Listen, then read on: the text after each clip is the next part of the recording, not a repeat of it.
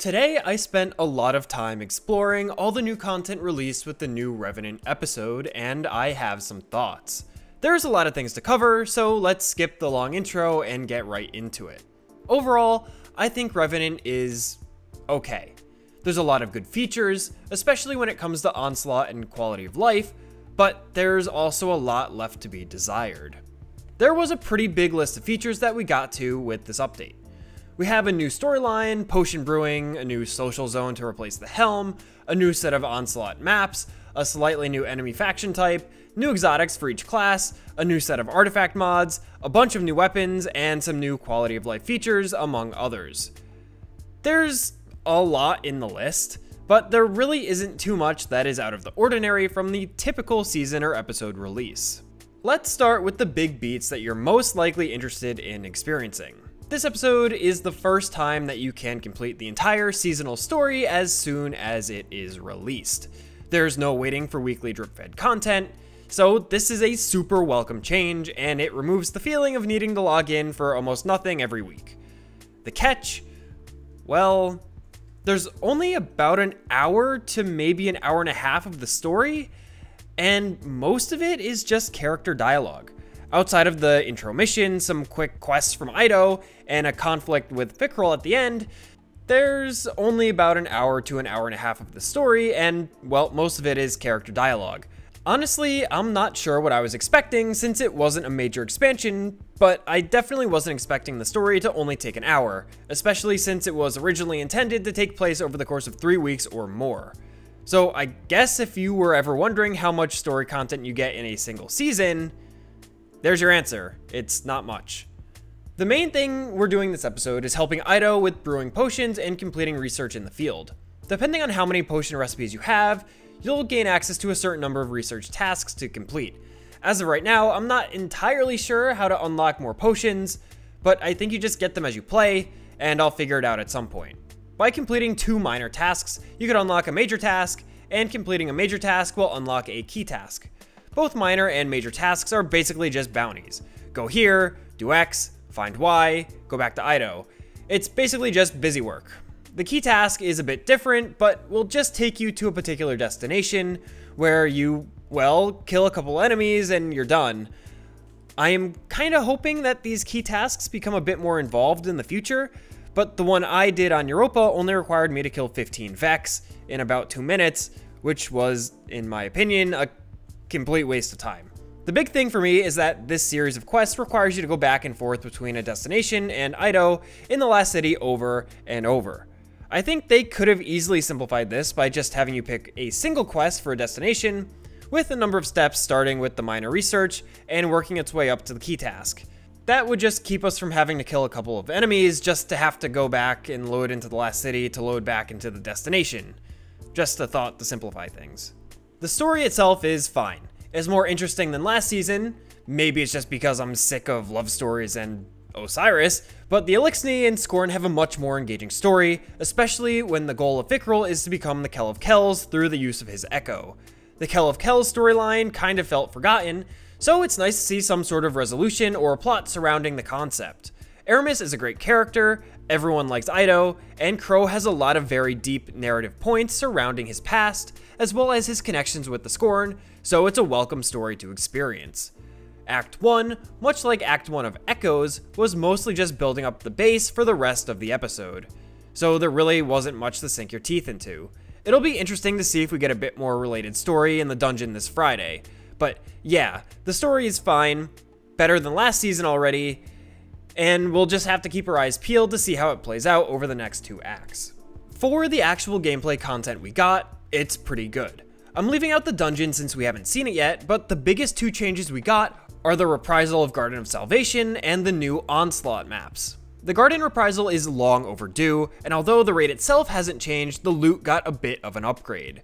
Everything is craftable, and the perk pools have been modernized. There's some good rolls in there, so if you like Garden, you're eating good. Let me know if you'd like to see me cover the rolls in a future video. Onslaught so far has really impressed me. It's the same core as it was before, but with some new updates. For one, we're getting Cabal Shadow Legion as a possible enemy type, as well as Scorn, or Fickrell's Scorn, Not sure if it's a new faction, but it's kind of like the Witness Taken in the final shape. They brought back some old maps, like a Forsaken era Gambit map, which was really cool.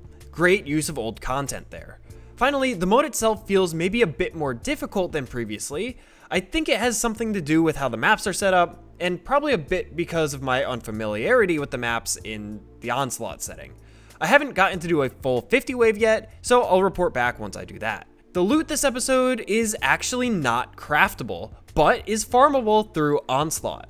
Bungie definitely took some notes from Into the Light here. There's no shiny weapons, sadly, but giving us a reason to play the content is a good thing. And given that the content is, well, Onslaught, I can't complain. I do believe the guns are enhanceable though, so once you get your god roll, you could upgrade your perks just like any other craftable weapon. It'll be interesting to see how the general player base responds to this, but in my livestream chat, people seem to be pretty positive about it. The exotics this season are entirely focused on stasis, whether that's the new grenade launcher from the season pass or the class exotics. And I'm pretty sure the dungeon exotic, Icebreaker, also has some stasis tie-ins. So far, I've only gotten my hands on the hunter exotic, Mask of Fealty, and it's fun. It's pretty solid, and its gameplay loop fits well into the stasis subclass. I'm not sure if it's better than the RDM Shuriken build, but with the amount of stasis support in the season pass and weapon perks, I have a feeling I'll be doing a lot of stasis testing, so I'll find out eventually. The other class exotics seem very good. The Warlock one is going to give you stasis buddies, which is already pretty strong, even if the exotic itself is kinda ugly. And the Titan exotic seems to be really interesting, and I'm looking forward to seeing its interactions with something like Mountaintop once I get my hands on it.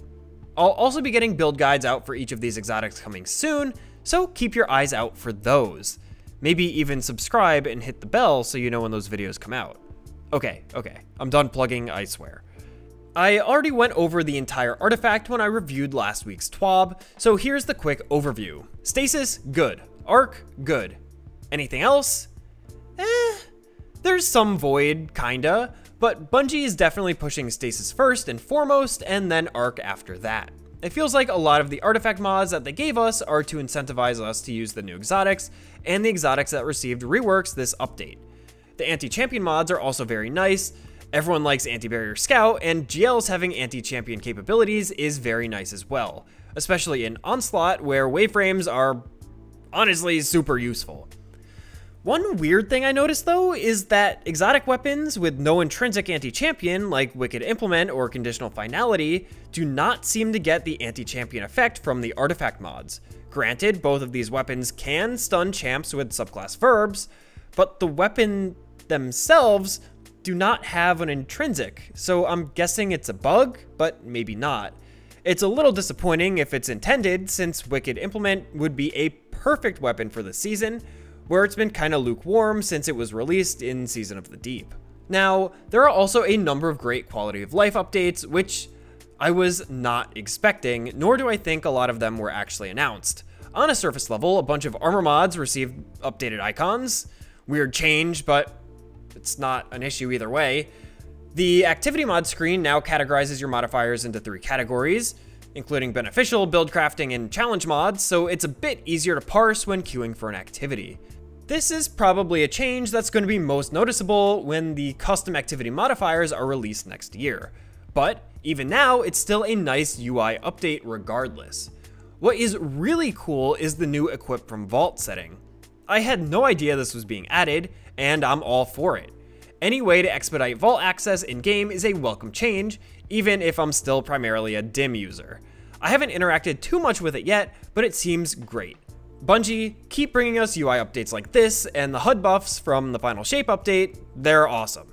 So with all that said, what's my first impressions of Revenant? Like I said right at the beginning of the video, it's fine. There's a lot of good changes, but most of the update is in line with what you'd expect from a season or episode launch. The story was short and sweet, not too much gameplay content there, but the new additions to Onslaught, the new exotics, weapons, and the reprisal of Garden of Salvation are fantastic updates. If you were expecting a huge update, it's not here, but it's also not disappointing. It's just middle of the road so far. I think the dungeon on Friday is going to be pulling a lot of weight for the episode, and if it's good, could easily push the episode up a tier or 2. I'll be doing contest mode, and afterwards I'll make a video with my thoughts on the dungeon itself. I'm looking forward to seeing how the rest of the story plays out, and I'm looking forward to playing more Onslaught with friends. And of course, the amount of new builds available between new exotics and reworks is going to give me a lot to work with for the next few months, which should be fun as well. And those are my first thoughts of Revenant. But what do you guys think? Is this season mid? Is it bad? Is it the best of all time? Let me know your thoughts in the comment section down below or over in our Discord server linked in the video description. And if you liked the video, don't forget to subscribe to the channel and leave a like. I've got a lot more Destiny content coming out soon, and even some non-Destiny coverage that you won't want to miss. But I think that's all I've got for now. As always, I've been Rizeki, thanks for watching, and I'll see you next time.